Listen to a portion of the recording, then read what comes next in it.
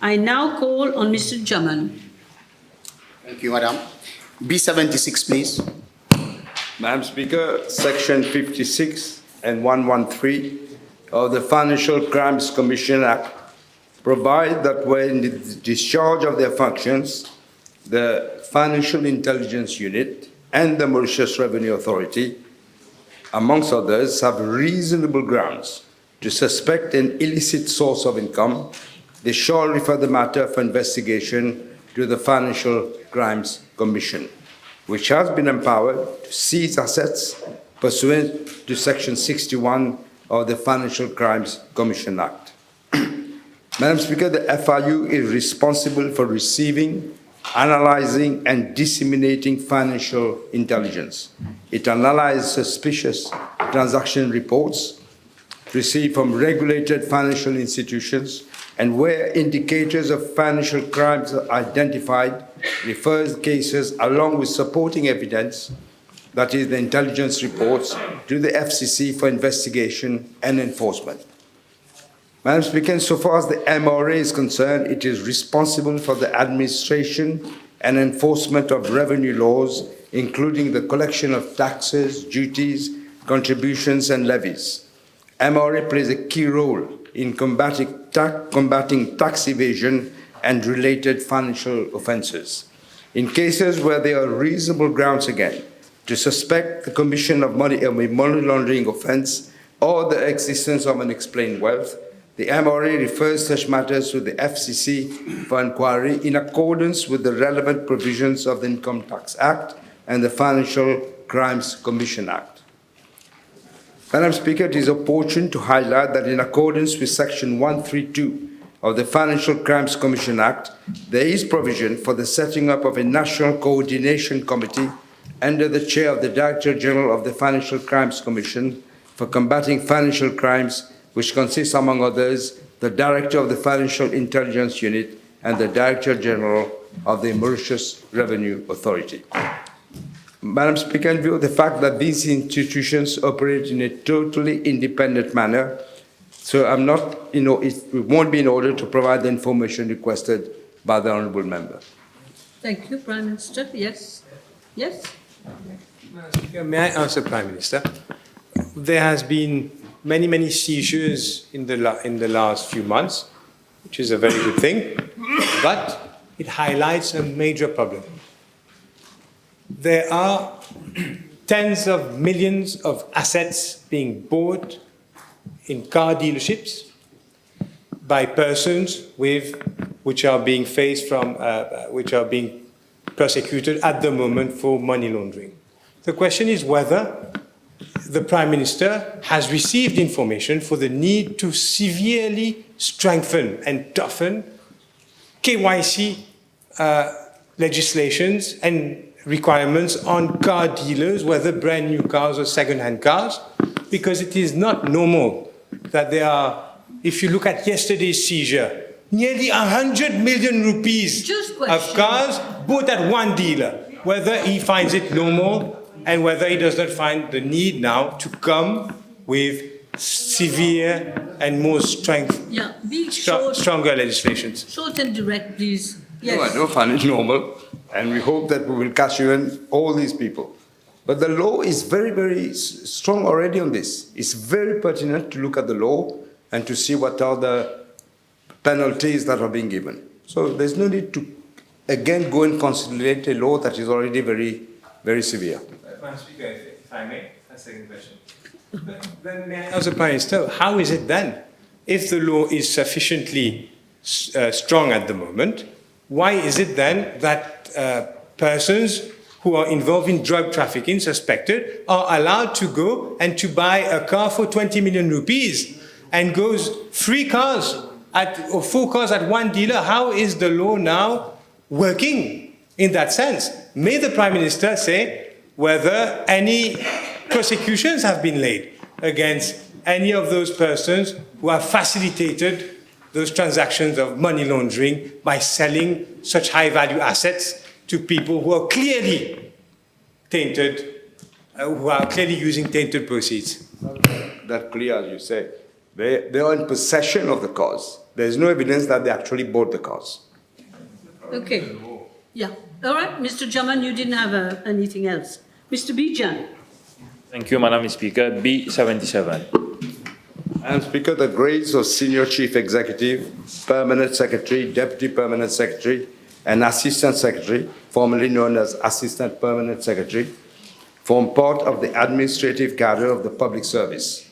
The administrative cadre is involved in the formulation, coordination, and implementation of government policies, goals, and objectives, and providing administrative support to the machinery of government.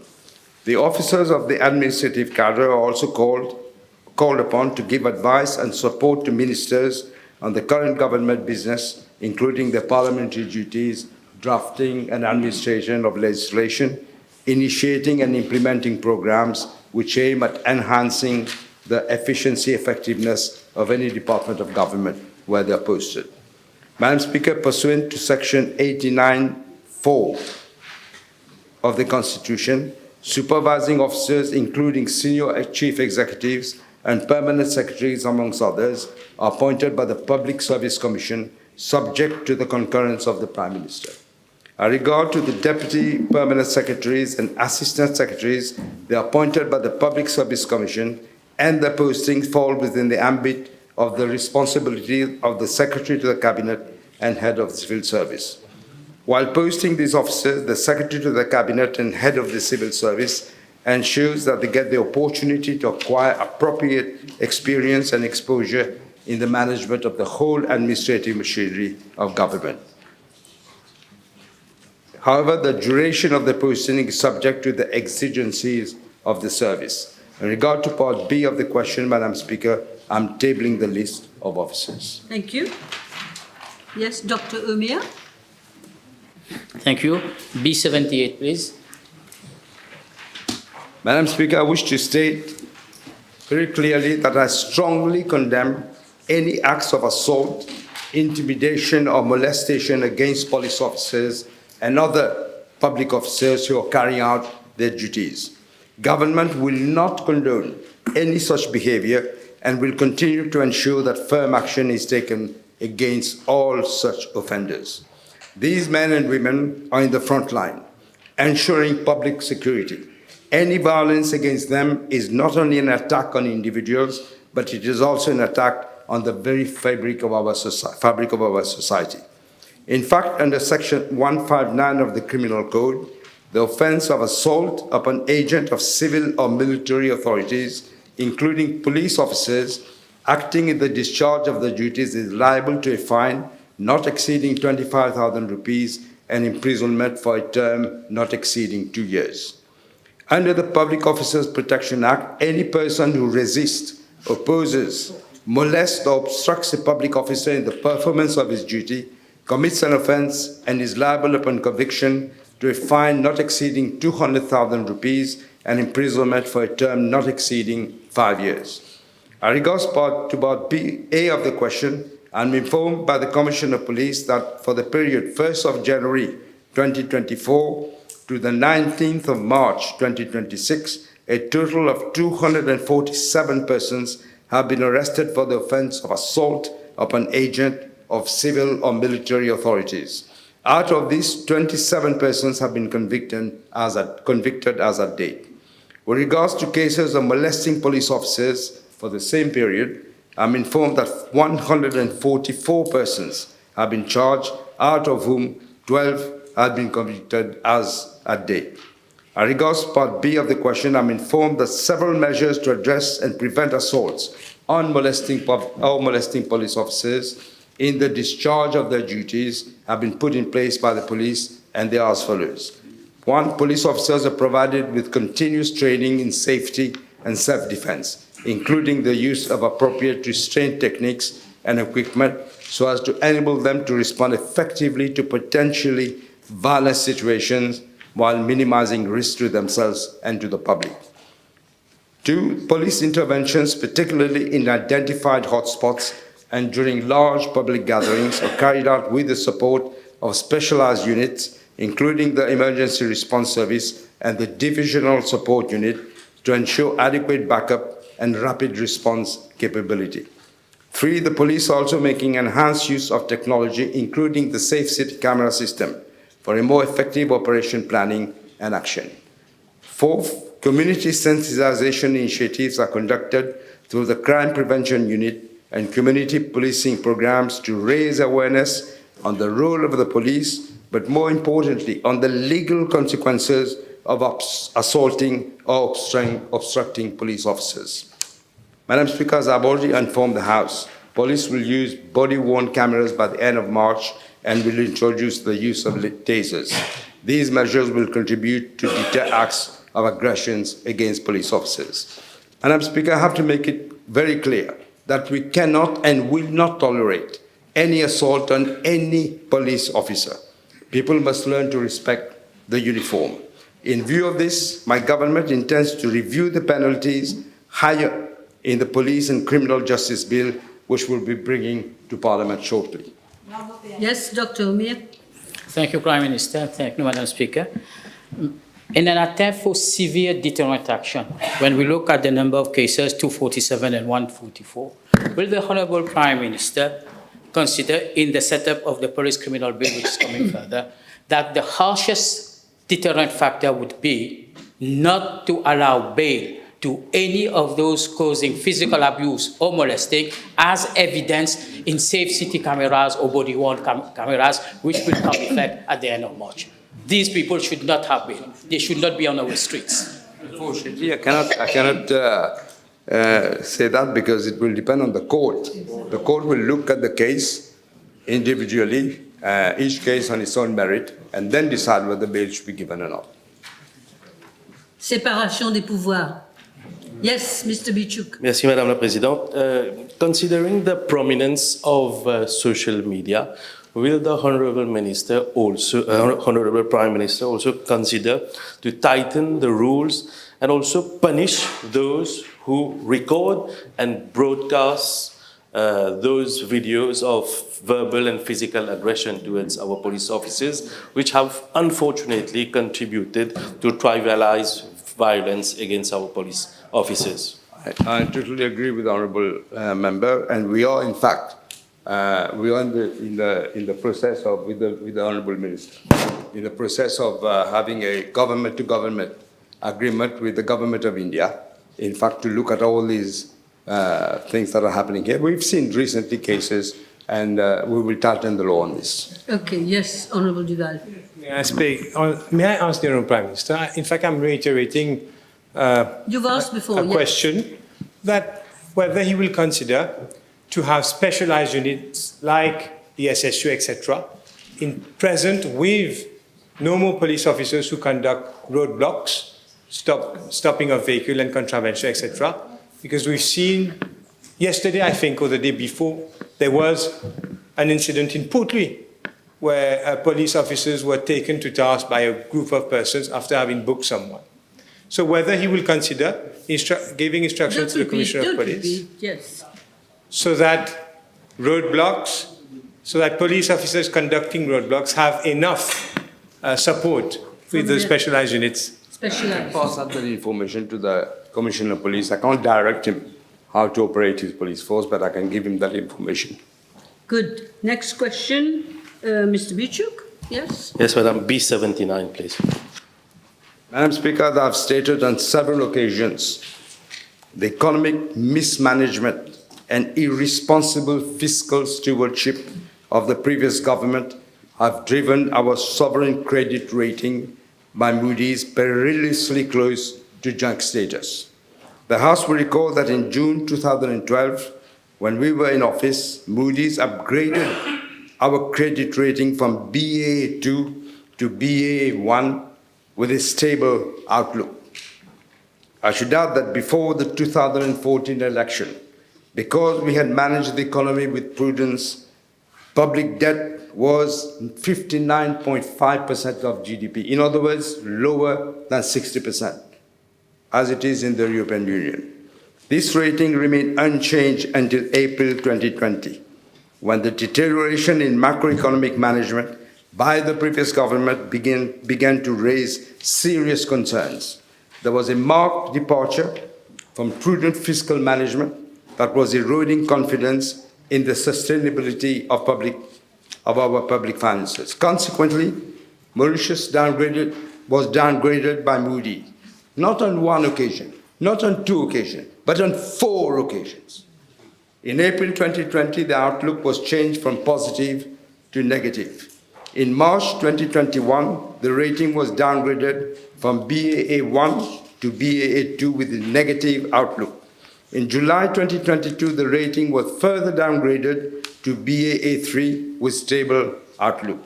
And finally, in January 2025, the outlook changed from stable to negative. That is the lowest investment grade rating.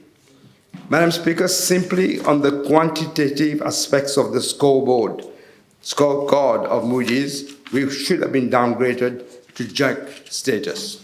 Against this background, I sent a high-level delegation to London to discuss with the top management of Moody's to explain our economic and fiscal consolidation plan and our commitments for structural reforms. That included the pension reform, which had become unsustainable, as the IMF and the World Bank have been saying since the previous government was in office. But they turned a blind eye, of course, to that. We avoided the downgrade with our intervention, and bold fiscal consolidation measures were implemented. The consequences, Madam Speaker, the consequences of a downgrade to junk status would have had incalculable and far-reaching effects, such as lower investor confidence could slow down the FDI inflows or trigger capital outflows as foreign investors try to reduce their risk exposure. B, reduced investor confidence and capital outflows would lead to a depreciation of the rupee, which would in turn increase import costs and inflationary pressures. That is why I'm surprised when the leader of the opposition says what he says. He seems not to realize what they have done, the crime they have committed, economic crime against this country. Third, reduced investments, higher costs and depreciation of the rupee would lead to lower economic growth. A downgrading of the credit rating of our commercial banks would reflect the sovereign credit rating, which will make our international business difficult and more costly. In view of the increased risk perception, government, banks, and businesses in Mauritius would inevitably face higher interest rates, and new debt borrowing will become even more expensive if you get the loan. Madam Speaker, let me remind the House that these consequences would have had ripple effects on the population at large. A large proportion of the non-resident deposits in the banking system are very sensitive to the investment grade. A downgrade could trigger a significant capital outflow, which will destabilize the forex market that remains under pressure in spite of the improvement of our external balance and the regular interventions of the Bank of Mauritius. This would add additional pressure on the value of the rupee, which would in turn increase prices significantly, affecting the purchasing power and the living standard of the population. The Macroeconomic Coordination Committee, which comprises representatives of my office, the Minister of Finance, the Bank of Mauritius, Statistics Mauritius, and the Economic Development Board, is closely monitoring developments related to our sovereign credit rating. The committee has also undertaken various scenarios analysis and stress testing to assess potential risk and policy responses. Mauritius remains under close scrutiny of Moody's, and the government is doing everything within its powers to prevent a further downgrade to junk status. Madam Speaker, allow me to make a point regarding Standard & Poor's, which is another rating agency. In February 2023, the previous Minister of Finance had requested the Bank of Mauritius to enter directly into a contract with S&P to carry out a second sovereign credit rating in Mauritius. The file was being handled by the very special advisor at the level of the Bank of Mauritius. There are no official records at the Ministry of Finance for such a request. As a matter of principle, Madam Speaker, the sovereign credit rating is the responsibility of government through the Ministry of Finance. The contract was not renewed in March of this year due to the fact that there are no immediate plans for the government to tap the international debt markets, which you need two sovereign credit ratings for tapping the international debt markets. The House may wish to note that S&P published its first sovereign credit rating on the 21st of July of 2023, and the most recent one was published on the 27th of October 2025, with a rating of BBB negative, stable outlook. The BBB negative rating is the lowest rating at investment grade. This was not, as some people are trying to say, especially from the MSM, we know who they are. They are trying to say it's a preemptive strike to avoid scrutiny, contrary to the false narrative that is being peddled. It is not at all the case as I explained, Madam Speaker. And I must say something else, Madam Speaker.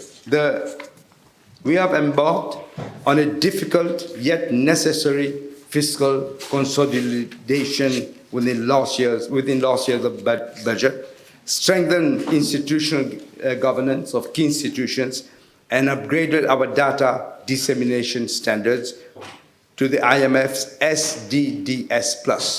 We are the first country in Africa to attain that level.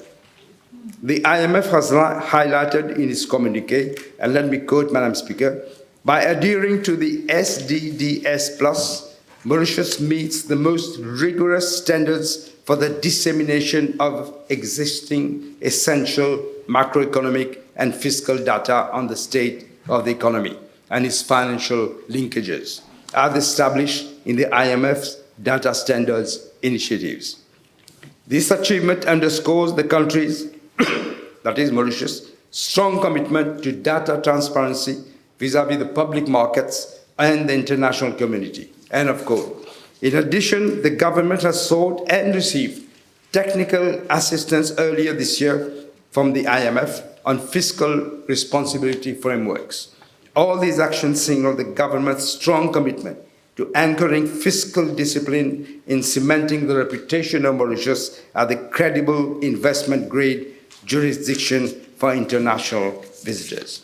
Madam Speaker, just to end, I should also add that given the situation as it is, we will continue to monitor and implement our fiscal consolidation program to gradually bring down the budget deficit and public debt to sustainable levels. We need to rebuild the economy first in order to firmly place it on a higher growth path while ensuring that the benefits are shared across the whole of the population. Okay, yes, you're right. Okay, now Mr. Lobine, I think. Yes, B80, please.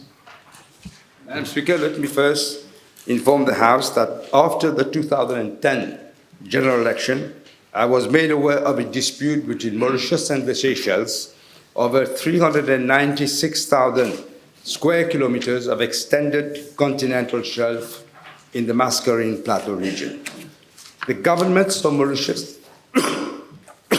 and the Seychelles were in disagreement, and therefore we were going to the United Nations for the resolution of the dispute. I then decided to call the then president of the Seychelles, Mr. James Mitchell, and impressed upon him that Mauritius and Seychelles being two neighboring and friendly countries, we should make an effort to avoid having recourse to the UN for the resolution of that dispute, which would take about 10 years to be resolved. The then president of Seychelles immediately agreed with me, and he decided that we can make a joint commission by both, that is Mauritius and Seychelles, to the UN Commission on the Limits of the Continental Shelf. I must say, Madam Speaker, this initiative was highly commended by the then Secretary General of the United Nations. I think it was unique, in fact, that two countries decided not to go to the UN to resolve the dispute, but to come to an agreement between ourselves.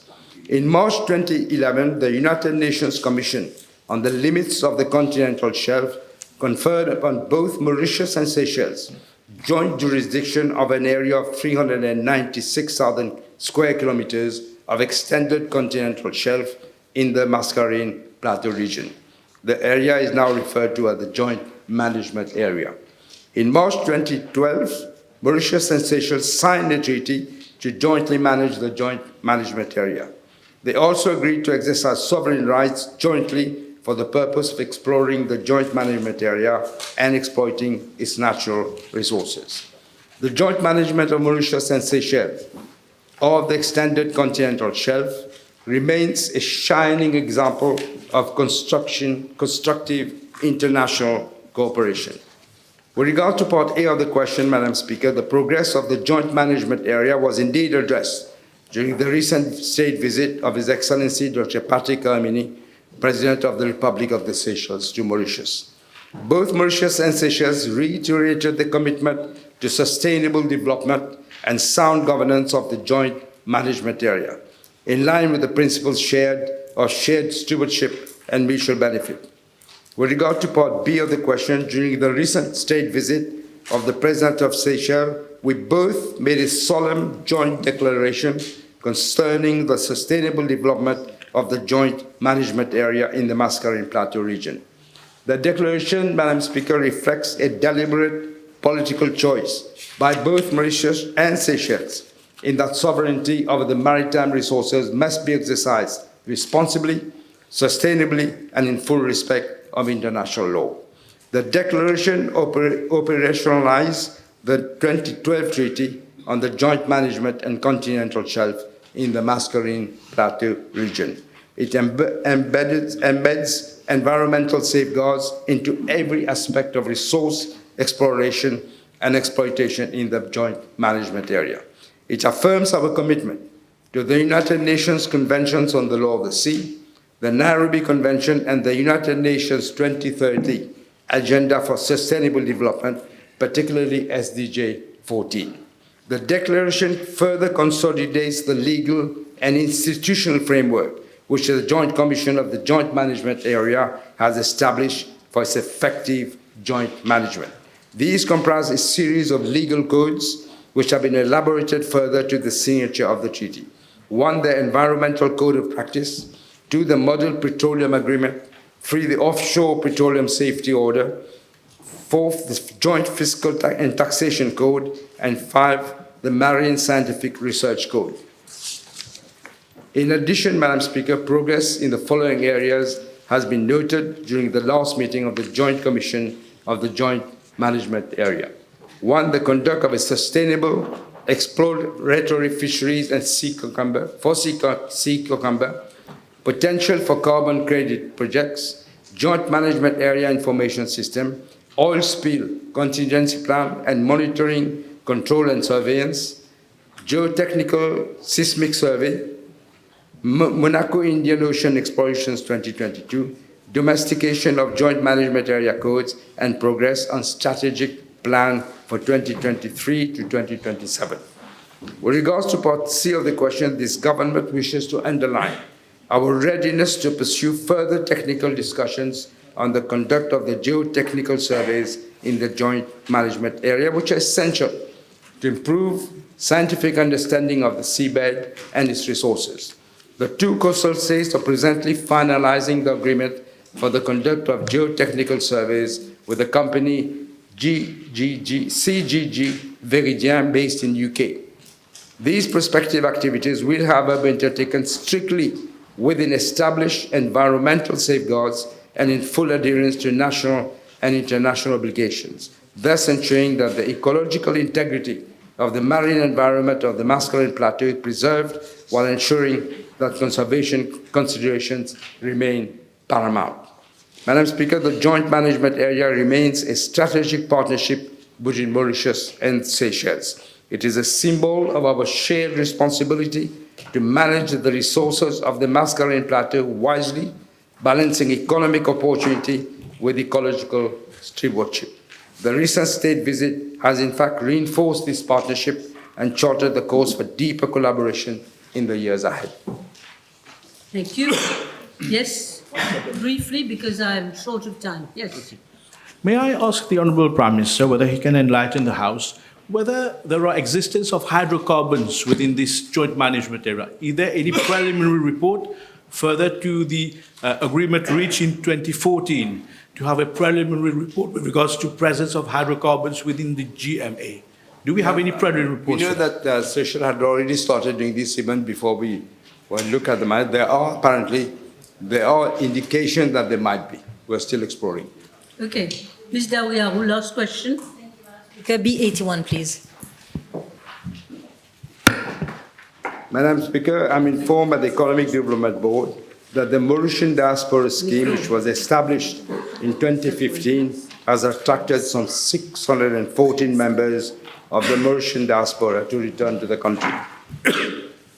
In addition, I'm informed that there have been instances of abuse in the availing of the benefits under the scheme.